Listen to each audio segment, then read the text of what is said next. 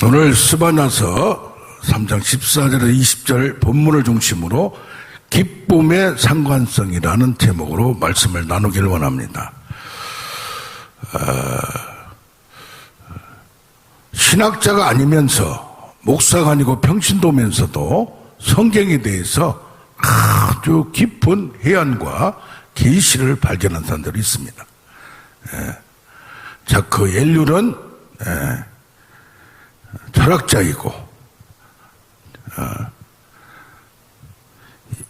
르네 지라르는 인류학자인데 하나님의 깊은 말씀 또 예수 그리스도에 대해서 말씀을 했습니다. 오늘은 보면 C.S. 루이스라는 분이 중세 영문학자였어요. 고전학자였어요. 그런데 이분이 영국 사람이기 때문에 거기다가 교회를 다니고 그렇게 어린 시절이 있지만 14살 때 하나님하고 그냥 불신 딱 절연을 했어요. 나는 하나님이 없다 결론을 냈어요. 그리고 나서 31세에 회심을 하는 그 회심도 뭐 어떻게 보면은 큰 사건을 만나던가 질병에서 고침받던 그런 것도 아니에요. 교수가 되어서 같은 친하게 지낸 사람하고 대화를 나누는 과정에 그 말 속에 그분들 다 평신도들이에요. 교수들이에요. 그런데 하나님에 대한 얘기를 많이 안 하면서도 하나님을 믿고 있다는 그것을 발견하고 모든 것의 그 세계관, 그 생각을 발견하면서 자동적으로 대화 속에서 회심을 한 걸 봅니다. 특히 이 C.S. 루이스는 고통의 문제가 있었어요. 10살 때 어머님이 어린 시절에 암으로 돌아가셨어요. 나중에 50살 넘어서 결혼을 했는데 그때 그 여자분도 암으로 돌아가셨어요. 그래서 고통의 문제를 어린 시절부터 엄마 때문에 또 이런 가정 속에 항상 마음속 한 구석에 가지고 있었는데 예기치 못하는 기쁨, 천국을 발견하고 그걸 해결하였다는 얘기입니다. 특히 C.S. 루이스는 나니아 연대기라는 소설을 써서 그 소설 속에 판타지 소설 속에 하나님, 예수 그리스도, 구원 그런 문제가 쭉 들어있는 걸 봅니다.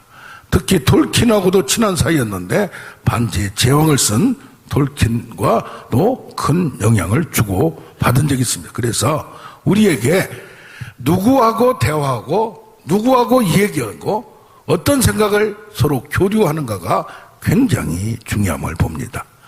오늘 그러면서 특히 이 기쁨은 어디서 오는가, 어떻게 유지하는가 그걸 발견하는 우리가 되길 원합니다.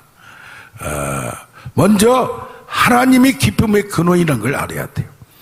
하나님이 천지를 창조하셨어요. 그리고 뭐라고 했어요? 보시기에 좋았더라. 보시기에 좋았더라. 할 때마다 첫째 날, 둘째 날, 셋째 날 사람을 지어놓고는 심히 보시기에 아주 좋았더라라고 얘기를 합니다. 하나님도 자기가 한 것에 대해서 얼마나 기뻐했는가를 발견할 수 있습니다. 그러면 하나님이 천지 만물을 만드시고 인간을 만드시고 그걸 누구한테 줬어요? 인간한테 주었어요. 그래서 우리는 뭡니까? 우리 인간은 하나님이 기뻐할 대상, 대화가 통하는 사람, 통하는 대상자라는 걸 깨달아야 될 줄로 믿습니다. 아멘.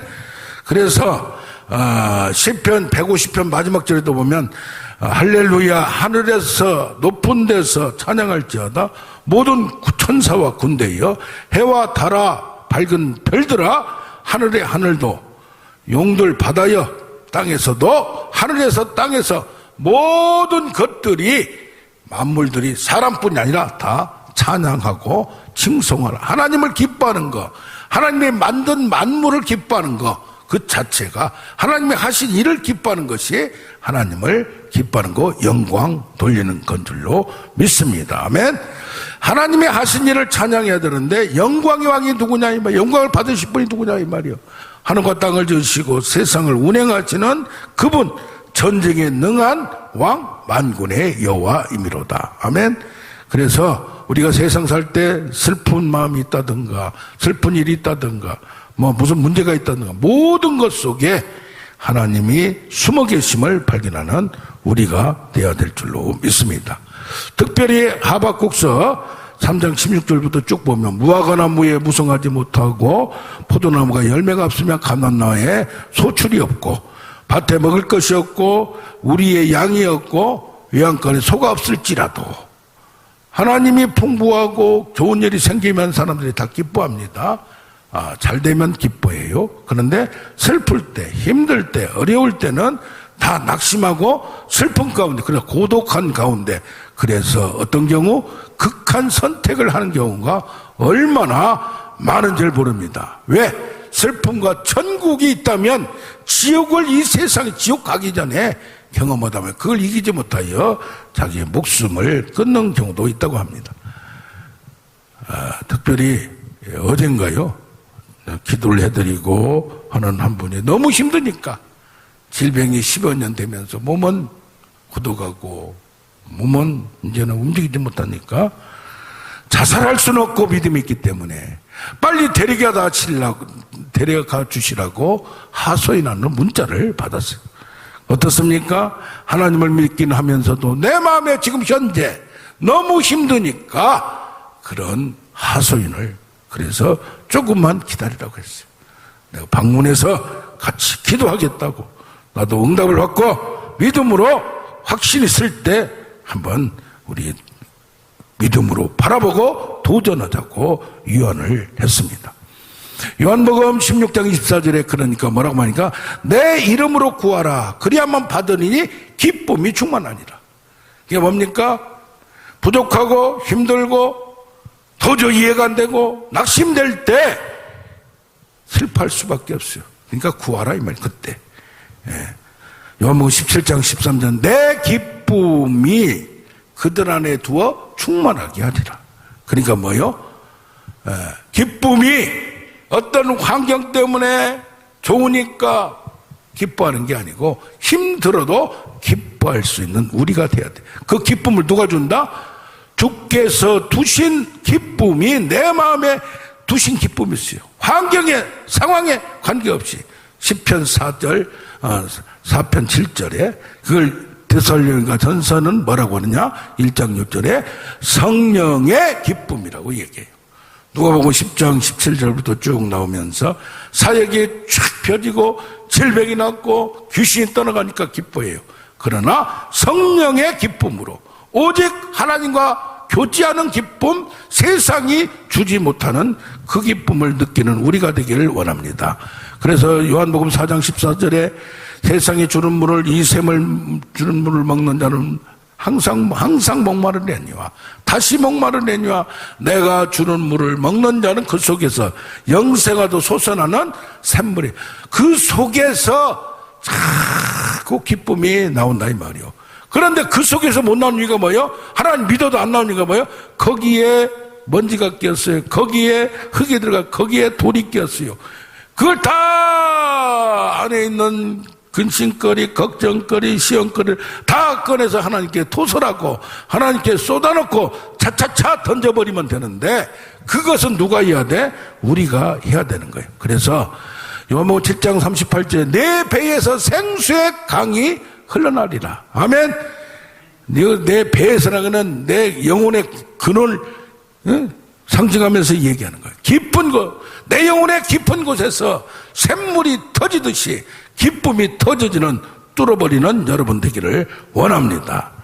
16장 22절에 너희 기쁨을 빼앗을 자가 없노라. 14장 27절에 평안을 주노라. 이것은 세상이 주는 것과 같지 않다. 하늘로부터 받은 내 영의 창조자가 주는 그 만남 교통 가운데 내가 세상 사람 날 보러 아니어도 나도 역시 세상 사람 부럽지 않네.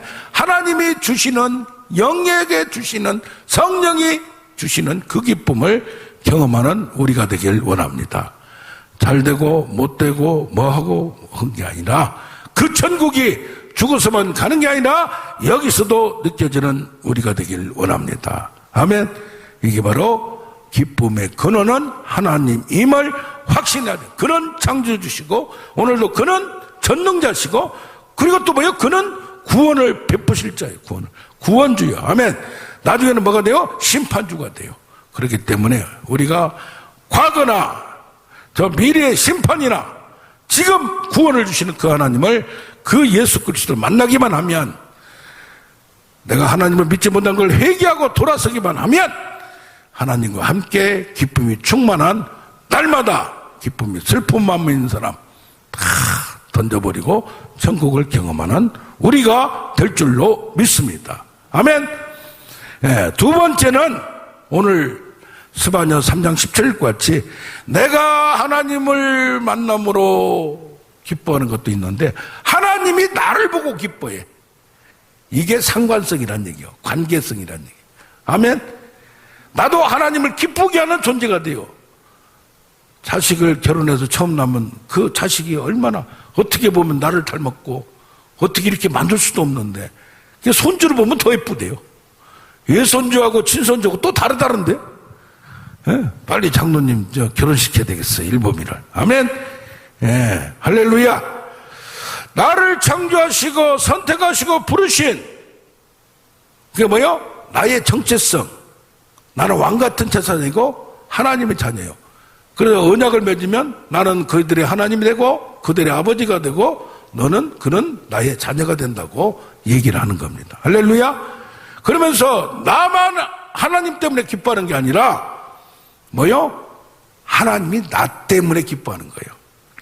아멘. 오늘 너로 기쁨을 이기지 못해. 기쁨이 넘쳐. 너만 보기만 하면, 아들 손자를 보기만 하면 기뻐. 너를 잠잠히 사랑하며 즐거이 보며 부르며 기뻐하리로다. 그래서 이사야 41장 8절에는 나의 종 이스라엘아, 내가 선택 야곱아, 나의 벗 아브라함이라고 얘기를 하는 거예요. 왜? 아담을 선택했는데, 아담을 창조했는데 그가 거꾸라졌어. 그가 실패했어요. 그래서 믿음을 가진 아브라함을 선택하시고, 가라! 세상에서 떠나서 하나님 말씀만 듣고 여호와를 쫓았더라. 여호와의 제단을 세우고, 할렐루야, 믿음으로 도저히 믿어지지 않는 걸 믿고 있는 그를 얼마나 기뻐하냐 이 말이에요. 그래서 아브라함이 하나님, 야곱이 하나님, 이삭이 하나님, 야곱이 하나님, 할렐루야. 그 하나님이 기뻐하는 우리가 되어야 될 줄로 믿습니다. 빌립보서 4장 1절 보니까 너희들은 나의 기쁨이요 나의 면류관이요 나의 열매요 나의 자랑이라고 사도 바울이 빌립보 성도들을 자랑해요.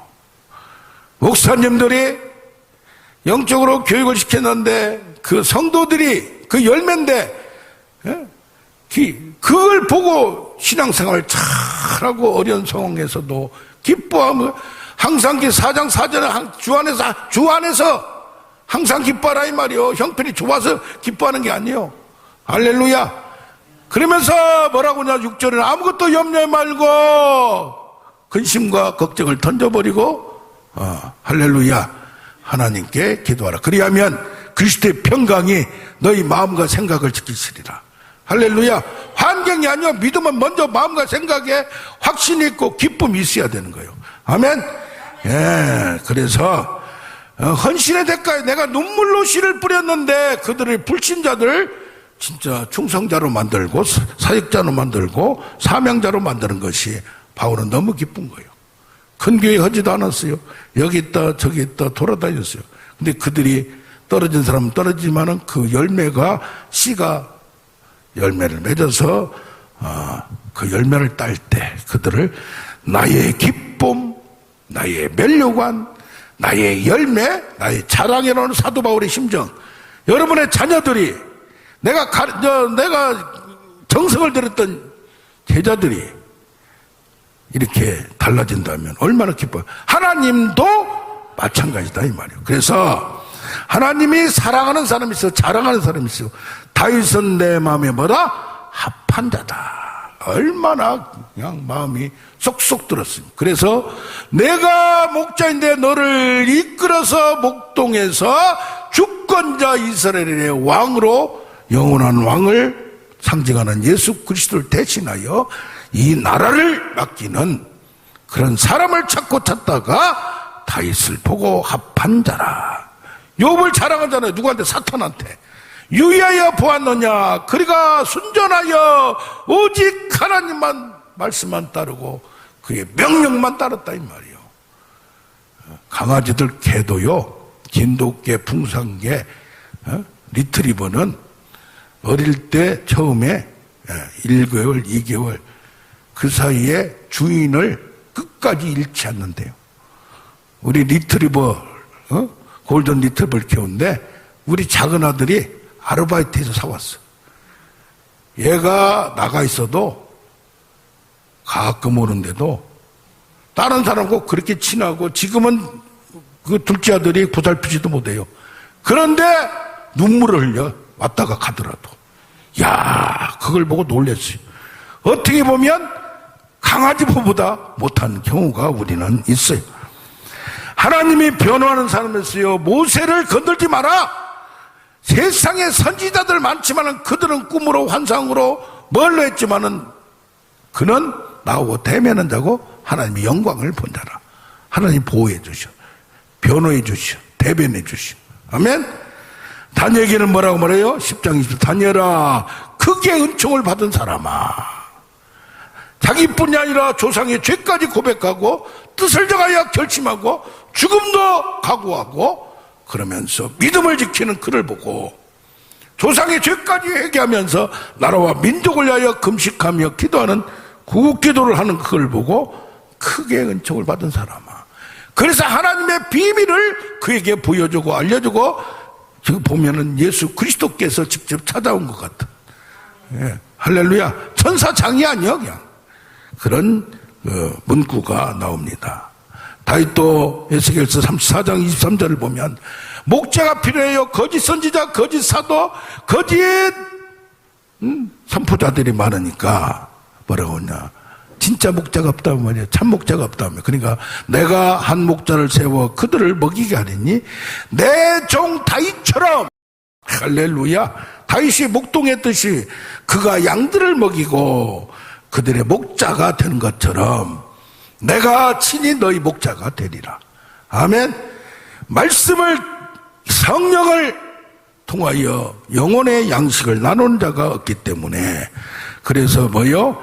나로 인하여, 하나님이 우리로 인하여 사람을 보고 자랑하고 기뻐하는 자가 있는가 하면, 다윗처럼 모세처럼, 이게 아브라함처럼 그런 사람이 있는가 하면, 다니엘처럼 욥처럼 있는가 하면, 보면 슬퍼해, 보면 근심거리야, 보면 문제거리야, 보면 시험거리야.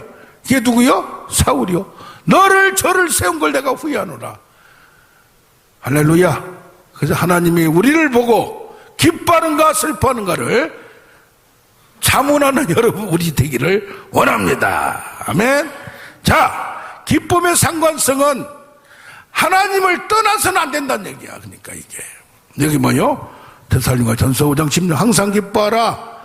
그 다음에 18절에 뭐요? 범사에 감사하라. 시도 때도 없이 기뻐해야 돼. 범사에 아무거나 문제가 있더라도, 뭐가 있더라도, 근심거리, 걱정거리, 시험거리, 골칫거리, 문제거리 있더라도, 할렐루야, 아멘. 시험을 만나거든 온전히 기쁘게 여기라. 너희가 인내를 배우고 인내를 통하여 온전하게 되리라. 고난이 육이라 주의 율례를 배운다. 이게 뭐 이것저것 따지지 마. 합력하여 선을 이루신 하나님. 하나님을 사랑하는 자, 하나님을 사랑하는 자는 뭐예요? 그 뜻대로 부르심을 입은 자들에게는 하나님의 모든 것이 선이 되고 모든 것이 결과적으로 좋게 만든다 이 말이야. 아멘. 그래서 기쁨을 유지하는 방법은 뭐냐? 하나님과 먼저 관계가 정립돼야 돼. 항상 기뻐하라, 범사에 감사하라. 가운데가 뭐가 있어? 쉬지 말고 기도하라. 문제거리가 있을 때 왜 그랬는지 하나님의 음성을 듣고 말씀을 통하여 깨닫고 생각나게 하리라. 깨닫게 하리라. 할렐루야. 아까 빌립보서 4장 4절도 주 안에서 기뻐하라. 기뻐하는 방법이 뭐예요? 하나님과 관계 속에서 기도하면서 그걸 찾아내라 이 말이에요. 그 문제가 생긴 이유가 있고 숨어 계신 하나님이 그 섭리와 계획이 있다 이 말. 그걸 발견하라 이 말이에요. 아멘. 그래 모든 것을 주 안에서 그리스도 안에서 영적으로 해석하고 처리하고 믿음으로 사명을 하면 다 좋은 거예요. 다 좋은 거예요. 아멘. 나를 힘들게 하는 것도 좀 그래야 이거 산전수전 공중전 지상전 수중전 산전수전 다 겪는 거예요. 할렐루야. 그러면서 여기 사도행전 8장 8절은 사마리아 성에 빌립이 가서 귀신을 쫓아내고 질병을 치유하니까 그 성에 사마리아 성에 큰 기쁨이 있었더라. 작은 기쁨이 아니라 큰 기쁨. 할렐루야. 이제까지 문제가 됐던 거 확 터져버리고 사업이 확 열려버리고, 할렐루야. 아들 딸들이 확 변해버리고 환경이 확 변해버린 놀라운 큰 사건, 천지가 개벽하듯이 양 하늘과 땅과 바다 육지가 흔들어버리면서 놀라운 사건들이 나타날 줄로 믿습니다. 한 가지만 말씀드리고 매듭을 치려고 합니다. 일본의 엔도 슈사쿠라는 사람이 침묵이라는 소설을 썼어요. 그게 영화로 사일런스가 침묵이잖아요. 한 7년 전에 나왔어요. 이게 뭐냐? 1700년도에 17세기 1609년도에 일본으로 저 포르투갈 신부들, 그때 기독교가 신부밖에 없었으니까 그래가지고 페라이라는 신부가 일본에 가서 여기 일본을 다 책임지고 왔어요. 그런데 이 사람이 배교를 해버렸어. 하나님을 떠나버렸어. 그러니까 깜짝 놀란 거예요. 저기서.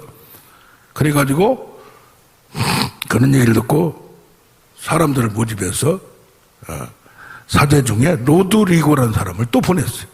야, 어떻게 선교로 갔다가 순교를 못할 망정 도리어 변절을 해버리고 하나님을 떠나버리다 보니까 그래서 이 젊은 신부가 갔는데 그 사람을 또 이 사람이 그 사람의 스승이고 존경을 했어요. 근데 그분이 배신했다는 말을 듣고 내가 가서 그걸 확 바꿔야지. 그런데 그 당시에 최고 실권자가 이게 칼을 쓰는 자들이었어요. 그런데 박해는 거야. 우리나라도 처음에 들어오면 천주교, 기독교 다 박해를 받았잖아요. 사람들이 이제는 떠나고 가정을 지켜야 되고니까, 만약에 떠나려면 여기다 예수님의 성화를 그걸 밟고 지나가라 이거야. 그러면 살려주고 공산당이나 다 그렇잖아요 이게. 그런데 어떤 사람은 순교도 하고 같이 간 사람들을 신부들 사제들이 순교됐지만은 근데 사람들이 일부는 순교도 하는데 사람들이 힘드니까 변절할 수밖에 없잖아요. 그러면서 네가 안 돌아서면 다 죽인다고 하는 거야. 그 믿음이 좋고 단순하면 확 킥하고 순교를 하면 끝나요. 근데 고민이 되는 거야. 나는 신앙을 지킨다고 하지만 나는 죽을 수 있지만 더 많은 사람들을 다 죽여야 되냐 이 말.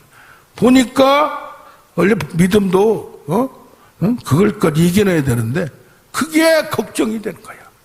그러면 내가 하나 배신한 게 낫지. 나 하나 죽어버리면 인간적인 생각이 드는 거야. 여기 싹 씨를 잘라버리면 안 된다. 원래 또 그런 과정 중에 또 신앙이 씨앗이 퍼지기도 하는데 거기서 고민하다가 뭐 했느냐.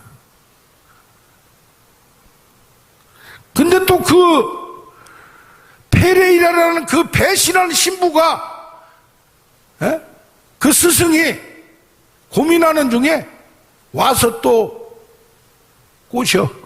나도 그랬다. 내가 하나님을 배신한 것 같으냐? 나는 마음속에 지금도 믿는다. 그런데 저들을 살리기 위해서 내가 배신한 척했다. 그러니까 마음이 움직여. 밖에 가운데 성화를 밟으라. 이거 어떻게 해야 되는가? 힘들어요. 고민하다가 산으로 도망가기도 하고 뭐 하기도 하고 잡혀서 이제는 마지막 결정을 내려야 되는데 그 예수님의 얼굴이 있는 그 성화를 밟고 지나가면서 사람들을 살리기로 결정해요.